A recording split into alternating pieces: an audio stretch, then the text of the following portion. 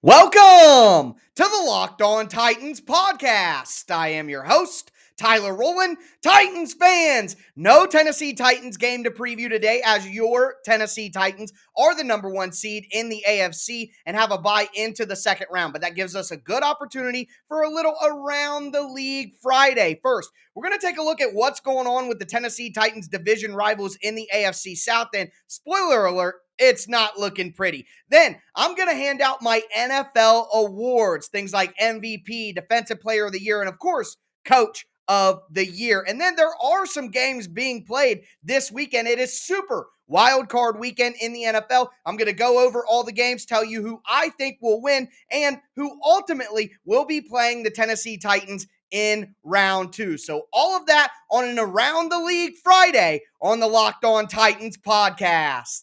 Let's get it. You are Locked On Titans, your daily Tennessee Titans podcast, part of the Locked On Podcast Network, your team every day.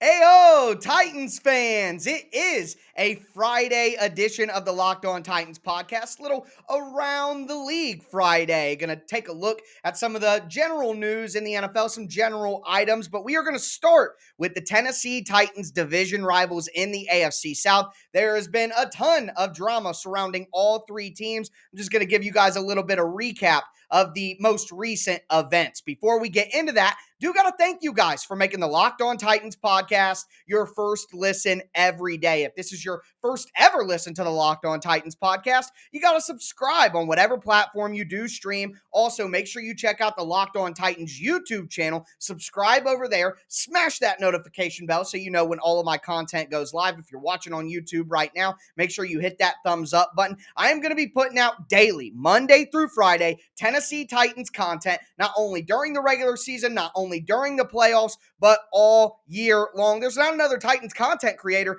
that can say that. So make sure that you stay locked into the Locked On Titans podcast all year long. Also, you got to check me out on social media, on Twitter at TicTacTitans, on Facebook at Locked On Titans Pod. But with all that being said, let's dive into this AFC South news. And we have to start with the Indianapolis Colts. Man, I don't know if you guys watched that last episode of In-Season Hard Knocks, but it got me going. It was just really exciting to see all the misery coming out of Indianapolis, and things got even more dicey on Thursday when Colts general manager Chris Ballard, who was clinically overrated by the national media for some reason, the national media just slurps up the Indianapolis Colts, even though they don't deserve it. But alas, that's a different rant for a different time. But on Thursday, Chris Ballard made some comments about current Colts quarterback Carson Wentz. He said, quote, "At the time, we felt it was the right decision. I'm not going to make a comment on who is going to be here next year and who is not." Not a very resounding, supportive statement for your current quarterback. And translation, we messed up. That's basically what it is. You paid a first-round pick for Carson Wentz, and you didn't even make the playoffs. He played the whole season, and now you want to get rid of him and find somebody else. An absolute disaster in Indianapolis. So you love to see that. Also, I just want to mention, from watching that episode of Hard Knocks, Frank Reich, the Colts head coach, makes a comment like, it just wasn't our year, just not our year. Man, that is a defeatist mindset. It's just not our year. Like, you didn't have anything to do with it. You didn't have any control over it. It just wasn't your year, and the fates didn't allow you guys to get it done. That's a guy who's saying, oh, it's not my fault. It's just not our year. That's what it was. It wasn't anybody's fault. Man, I love hearing that lack of accountability in the Colts locker room. That is just absolutely fantastic. And then the comments about Carson Wentz.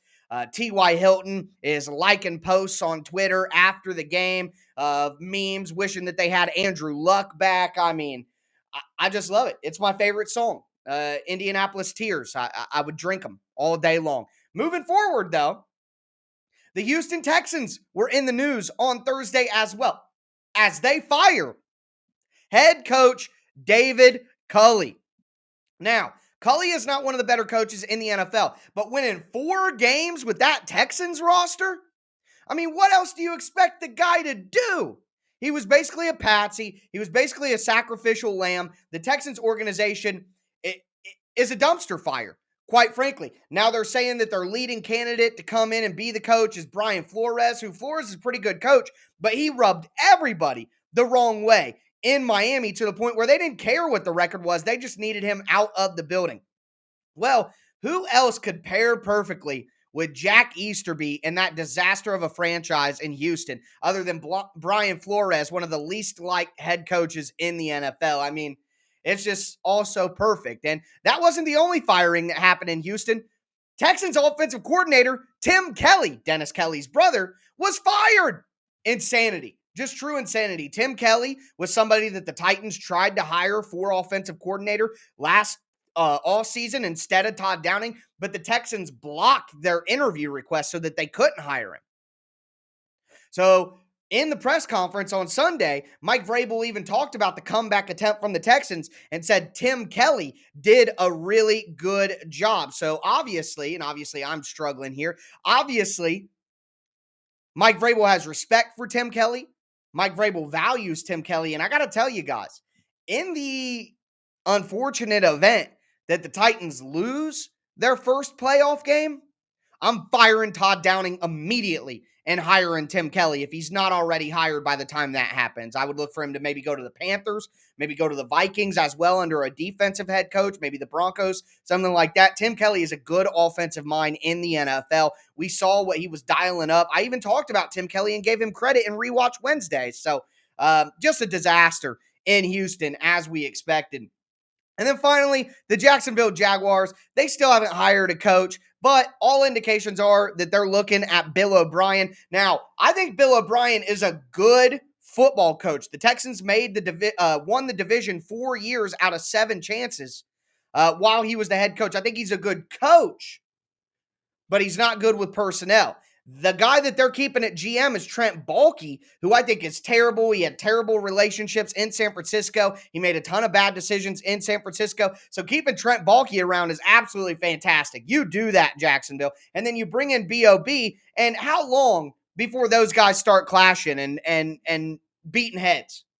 Not very long, in my opinion. So sure, go that route. Jacksonville will be beautiful. So that's kind of a wrap up of what's going on with the Titans division rivals in the AFC South. We're going to continue this Around the League Friday by going over my awards for the NFL season. MVP, OPOY, DPOY, Rookie of the Year on offense and defense, Coach of the Year, Executive of the Year, Comeback Player of the Year, all of that. Now, before we get into it, though, do want to tell you guys about OnlineGambling.com.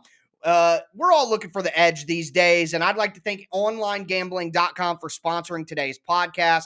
If you don't already know, OnlineGambling.com is a website dedicated to giving bettors the edge. Throughout the playoffs, they're providing you with the best NFL tips, news, and more to help you make the best bets and the most informed bets ever. The experts at OnlineGambling.com have sent me a challenge. Basically, they want me to put my knowledge to the test and come up with my early Super Bowl prediction. So for my money, I'm going to go with Kansas City against Green Bay. Now, we'll be keeping an eye on this prediction as the playoffs continue, but if you're planning on placing a bet during the playoffs, make sure you head to OnlineGambling.com before you do. OnlineGambling.com gives bettors the edge they need by providing the best and most trusted experience online every day, all day. That includes their OG tips section, where you'll find their own Super Bowl picks, as well as the inside track on how to beat the odds throughout the NFL playoffs. Make sure that you visit onlinegambling.com/NFL for all the latest gambling news,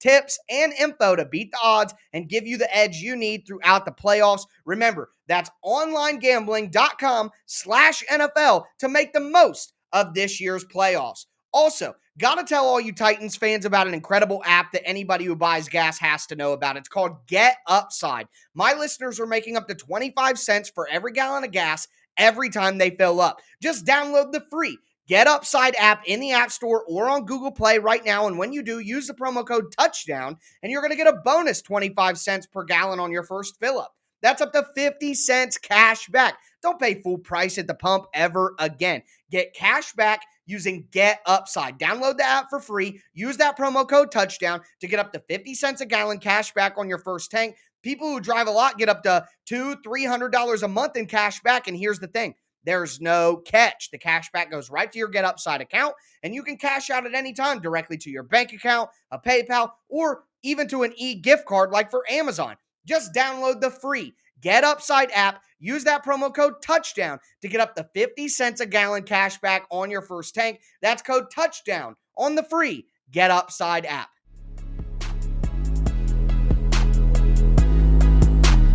Titans fans, let's continue this Around the League Friday. We're going to talk about some NFL awards, my selections there. We just talked about all of the news surrounding the Titans division rivals in the AFC South. Before we get into my awards, do want to thank you guys for making the Locked On Titans podcast your first listen every day. Make sure that you subscribe to the podcast on whatever platform you do stream. Also, I'm getting ready to get into my awards. Drop your awards down in the comments. Who's your MVP and all the other awards that I'm getting ready to go over? So with that being said, I'm going to dive right in. And number one, my MVP, and still the MVP, Aaron Rodgers of the Green Bay Packers. I mean, number one seed in the NFC, best record in the NFL. He was dominant all year long. Probably the most talented or second most talented quarterback I've ever seen in my entire life. He deserves it. Quite frankly, there's no way around it. It's not like he had a stellar cast around him all year. They experienced a ton of injuries on the offensive line. They really don't have much outside of Devontae Adams in the way of wide receivers that you would even care about anyways. I mean, Rodgers elevates all those guys and makes them look better. Allen Lazard, Marquise Valdez-Scantling. I mean, even Randall Cobb, who's basically a corpse. Rodgers made him look good this year. So it's just impossible to deny that Aaron Rodgers is the best quarterback in the NFL this year. Now, I got to tell you, my runner-up for MVP, though, would have been Tom Brady. I mean, led the NFL in passing yards. What more do you want from a guy who's 44? They had a ton of upheaval as well, especially at the end of the season. So Tom Brady would have been my runner-up, but back-to-back years, got to give it to Aaron Rodgers. As for my offensive player of the year, I'm glad that the tides changed on this one. It does feel good. I'm going with Cooper Kupp from the Los Angeles Rams. Had over 140 catches, was close to breaking Michael Thomas's record, had over 1,900 receiving yards, led the NFL in catches, yards, and touchdowns. I mean, what more do you want from a guy? I think Cooper Kupp should have been in the MVP conversation. If everybody wanted to fawn, oh, I got the vapors over Jonathan Taylor, then why aren't we talking about Cooper Kupp for MVP? I think he should be a top 5 selection, in my opinion. So Cooper Kupp easily for the Offensive Player of the Year award. Basically what it's becoming is MVP is the best quarterback on the best team. Offensive Player of the Year is the best offensive player who's not a quarterback. So I'm okay with that, though. I really am. I'm okay with that. Now, I do got to say my runner-up for Offensive Player of the Year is Jonathan Taylor. I mean, he went for over 1,800 rushing yards. He did have a very good season. He's a very talented player. But Cooper Kupp, to me, definitely is the Offensive Player of the Year. The Defensive Player of the Year got to be TJ Watt. He tied Michael Strahan's sack record at 22 and a half. When he doesn't play, the Steelers' defense is just totally different. So you put up those kind of numbers. You have that kind of performance. You drag your team to a playoff appearance. Got to give that to TJ Watt. My second runner-up would be the best defensive player in the NFL consistently, not just this year, but consistently the last few years, Aaron Donald, who still had a great year. As for the rookies, Offensive Rookie of the Year, to me, this is cut and dry. I'm not hearing any argument otherwise. It's Jamar Chase. I mean, come on.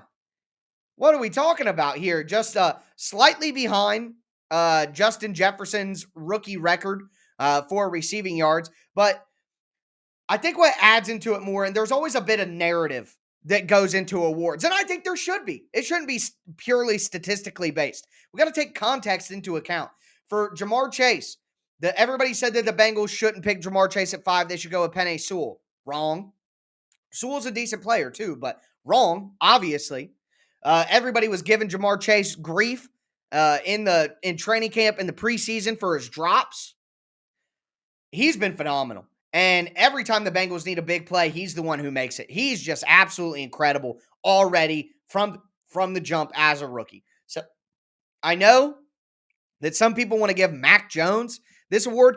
Get out of here. Mac Jones was carried by the coaching, by the defense, by his surrounding weapons. Mac Jones was not that great this year. I think Davis Mills was a better rookie quarterback than Mac Jones. So absolutely not entertaining any of that. Jamar Chase should be unanimous offensive rookie of the year with no questions and no doubts.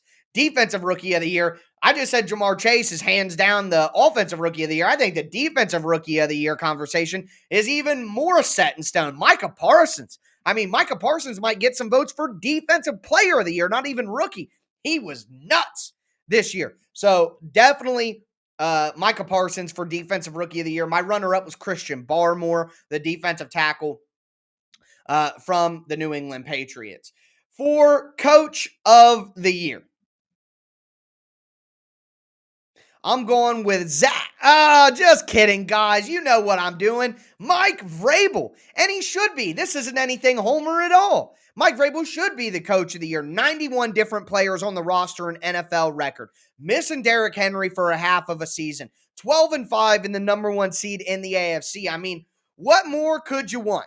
Mike Vrabel is the coach of the year. Now, I will give Zach Taylor runner-up from the Bengals. But the Bengals are getting plenty of love in these awards from me because the executive of the year for me is Duke Tobin from the Cincinnati Bengals. He signed Chidobe Awuzie. He signed Trey Hendrickson, who has been nuts this year. He's been awesome as an edge rusher. He drafted Jamar Chase when everybody was clowning them and telling them to take an offensive lineman. He said, no, I'm getting Jamar Chase, the guy who lines up with Burrow. And look where the Bengals are. They've gone from the number 5 overall pick in the draft to a home playoff game and winning their division. Duke Tobin deserves to be the executive of the year, Cincinnati Bengals. And comeback player of the year, I know there's a lot of Bengals here, but it's Joe Burrow. I mean, he tore his ACL last year to come back and do what he's done this year. He's essentially been a top 5 quarterback. Some people are saying he deserves some MVP votes, and I can't say that they're completely wrong. So Joe Burrow going from a torn ACL halfway through the year in the 5th overall pick in the draft to leading his team to a division title and maybe getting some MVP votes. It's Joe Burrow over Dak Prescott. So those are my NFL awards. Let me know your guys' picks down in the comments. And we are going to move forward and talk about Super Wild Card Weekend. Talk about who I think is going to win these important wild card matchups. Before we get into those, do want to tell you guys about betonline.ag. BetOnline would like to wish you a happy new betting year as we continue our march to the playoffs and beyond. BetOnline remains the number one spot to bet all your favorite sports in 2022. It's a new year, and betonline.ag has a new updated desktop and mobile website. Go there, sign up today, and use the promo code LOCKEDON. You're going to get a 50% welcome bonus on your first deposit. So whether it be the NFL playoffs or even pro or college basketball, hockey, boxing, UFC, even your favorite Vegas casino games, don't wait to take advantage of all the amazing offers that betonline.ag has for you. BetOnline, where the game starts. Also got to tell you guys about the best tasting protein bars in the galaxy from our friends over at Built Bar. Built Bar is a protein bar, but it tastes like a candy bar, and it's possible that it's even better than a candy bar. There are Built Bar flavors that I've had that are better than some candy bars that I've had, like a Milky Way. Ew, $100,000. Ew. I would rather eat a Built Bar over those any day of the week, especially my favorite flavors like the salted caramel, the peanut butter brownie, the cookies and cream. Here's the thing. They got a ton of different flavors to choose from. All the bars are covered in 100% real chocolate. And I could go on about the taste all day long, but they're healthy for you as well. Low calorie, low sugar, high protein, high fiber. If your New Year's resolutions include getting in better shape and eating healthier, you have to incorporate Built Bar into your plan. So make sure that you go to built.com, use the promo code LOCKED15, and you're going to get 15% off your order. Once again, that's promo code LOCKED15 for 15% off at built.com.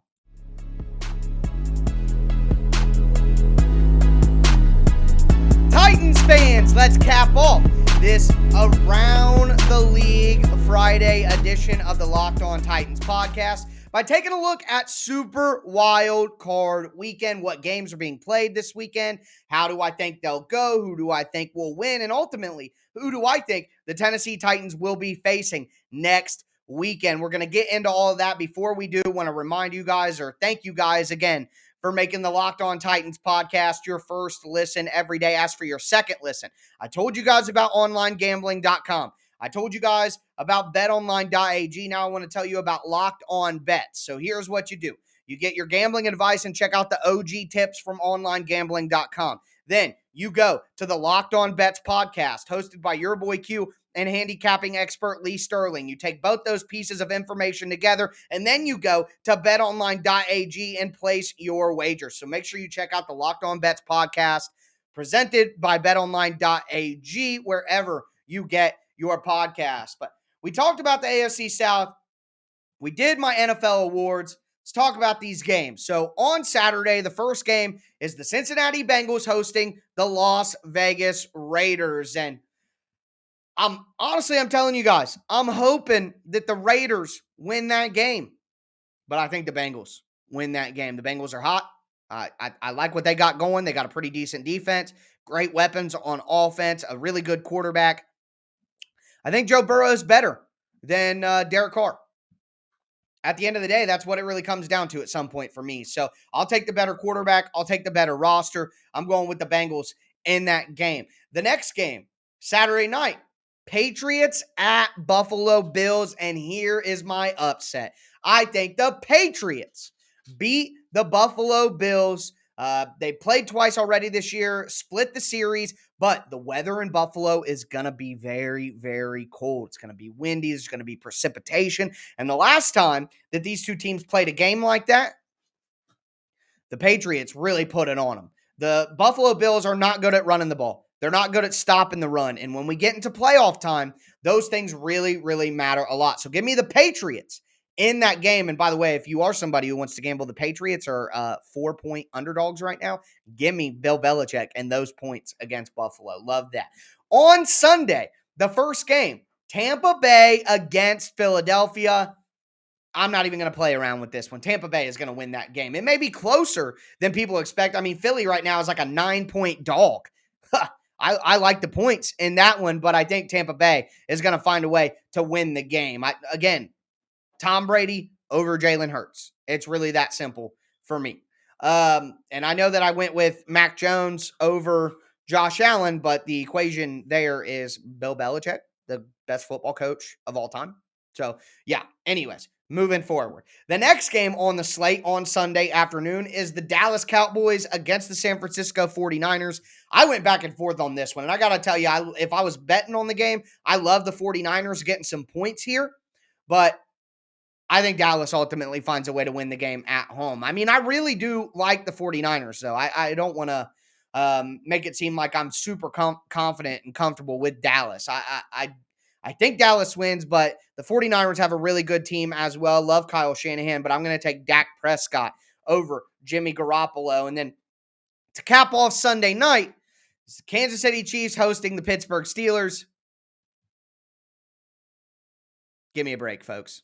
Kansas City may win by 100. So Kansas City's winning that game. And then Monday night wild card game. I would be pissed, though, if I was the Rams or the Cardinals and I won that game and had to play a divisional round playoff game on a short week. That's not fair, man. That's dumb. That's not fair. It should be 3 games Saturday, 3 games on Sunday. And if you won on either of those days, you should play on that day the next week. I would not be very happy about that if I was the Rams or the Cardinals. But at the end of the day, Sean McVay has gone to a Super Bowl. Cliff Kingsbury, his team chokes every year at the end of the year and plays their worst football. I am not trusting Cliff Kingsbury for anything. Give me Sean McVay and the Rams. So, with all of that, if it plays out that way, that means in the second round, we would have your Tennessee Titans at home against the New England Patriots.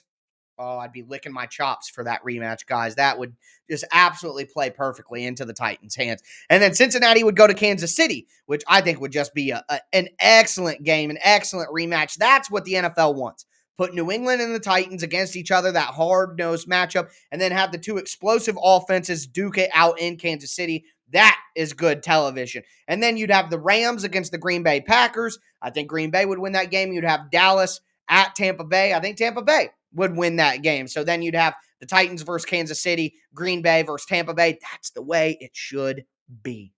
That's the way it should be. So hopefully it does work out that way. Either way, I'm going to be back with you guys on Sunday evening for the YouTube crowd, Monday morning for the podcast crowd, breaking down exactly what happened in the games that have been played so far. I won't have the results of the NFC game on Monday night when I record that, obviously, but we are going to do a mailbag Monday since there isn't a game to break down. You want to send in your comments, do that as a 5-star review on Apple iTunes, or send them to me on Twitter at TicTacTitans. I try to keep track of the questions. Sometimes I lose a couple. If I lose your question and I don't do it, just let me know. I'll find a way to do it the next time we have a mailbag, which we do a mailbag every single week during the off season. So plenty of time to get in those questions, and I appreciate you guys sending those in. But that's going to do it for me today, folks. Hope you guys all have a fantastic weekend. Super wild card weekend. I am so freaking hyped for playoff football. I live for this stuff, man. Woo! Let's go. That's going to do it for me today, folks. As always, I am your host, Tyler Rowland, and this was Locked On Titans.